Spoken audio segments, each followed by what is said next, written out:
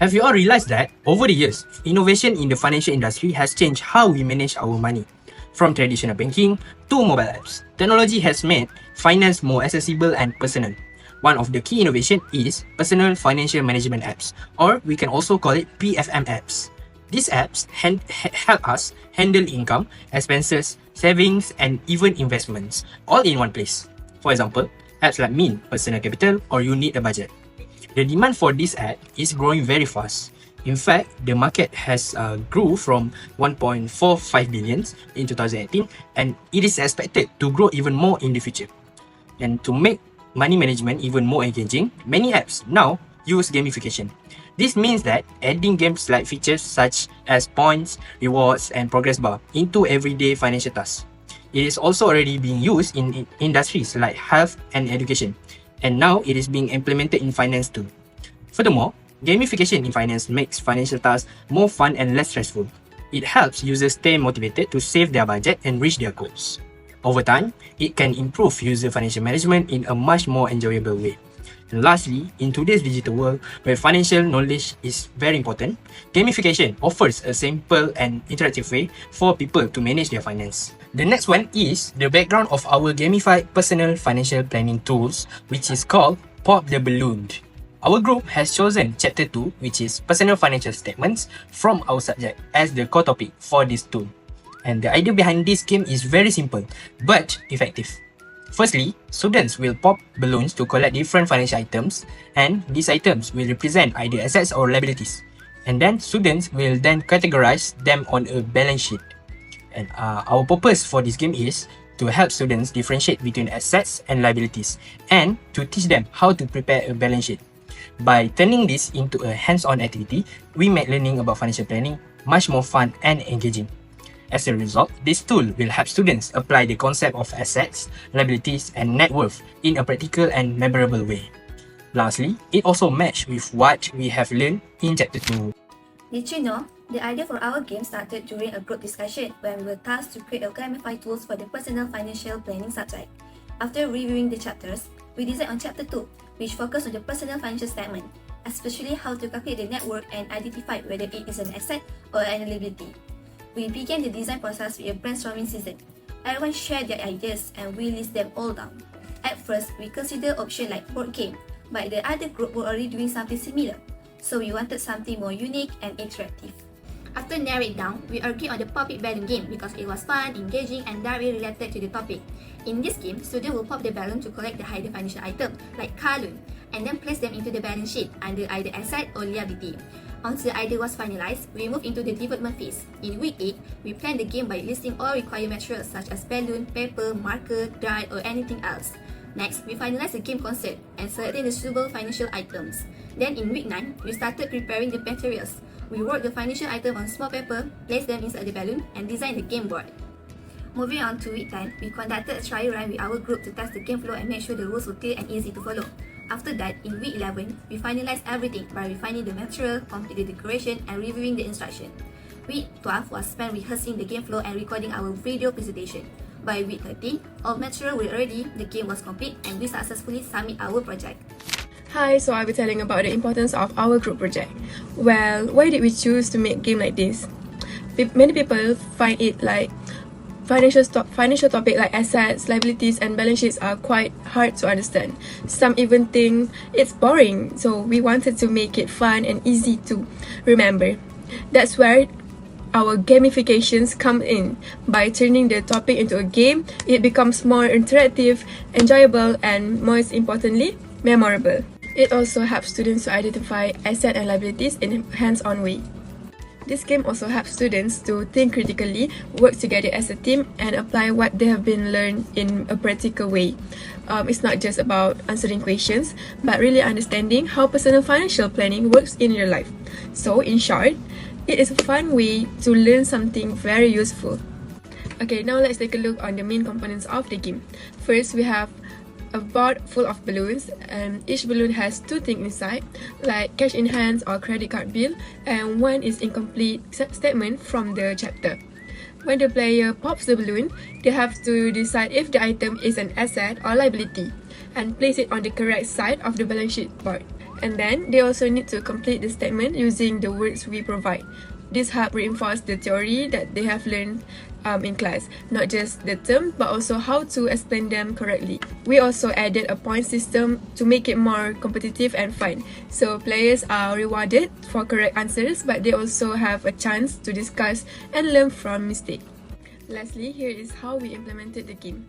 First, our group chose Chapter 2 because we felt it's very practical and important topics, so we brainstormed and agreed on the Pop the Balloon concept. After that, we prepared all the materials like balloons, paper slips with financial items and incomplete statements, and balance sheet board and scoring sheet. We also created a word bank to help with sentence completion.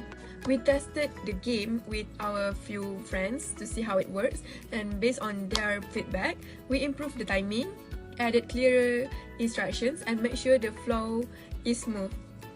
And now, we're ready to present this final version in class, where you all get to try it. We hope this game not only helps you to revise Chapter 2, but also enjoys the learning process. The first challenges and limitations that we faced was planning the game content. It was quite tricky to ensure that the content stays simple and engaging while still relating to the chosen topic. Other than that, we also had to make sure each keyword truly represented real personal financial situations. We didn't want the game to feel random or disconnected. And lastly, one of the hardest part was finding the balance between being educational and eye-catching at the same time. We wanted it to be fun but not too distracting from the main learning objective. The second challenges that we faced was clashing schedules with a group of 7. It was really hard to find a time that worked for everyone. On top of that, we had limited time to prepare because we were also rushing for other subject deadlines, which caused our progress to slow down. And to make things more challenging, we also faced unexpected delays like weather interruptions and missing items, which disrupted our planned timeline. And next is resources limitation. With a tight student budget, we couldn't afford professional board games material, so we created everything manually, even though we still made sure to laminate and print properly. In the meantime, we also faced difficulty finding simplified example of financial statement, since most of them were either too basic or too complex. So we simplified chapter 2 content ourselves. Another challenge was balancing visual appeal with educational value. At first, we focused too much on colorful designs, which made the learning part feel secondary. So we revised the visual edit tasks based on actual chapter 2 content to keep the game both fun and educational. The first lesson that we learned through this is that financial subject can be learned creatively. It helps students to understand and remember FIN533 concepts better while also encouraging active thinking and real-life application. Most importantly, it increased the player-focused environment and participations.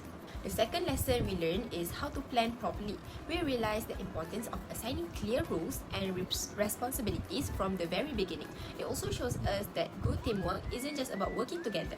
It's about proper coordinations. With proper task division, teamwork improved and tasks flowed more smoothly.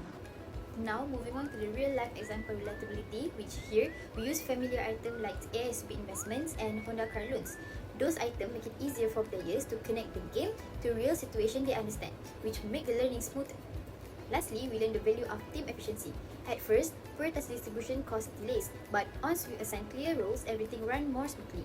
Each member could focus on their strength and really showed us how important structure is in teamwork. And the next part is area of success.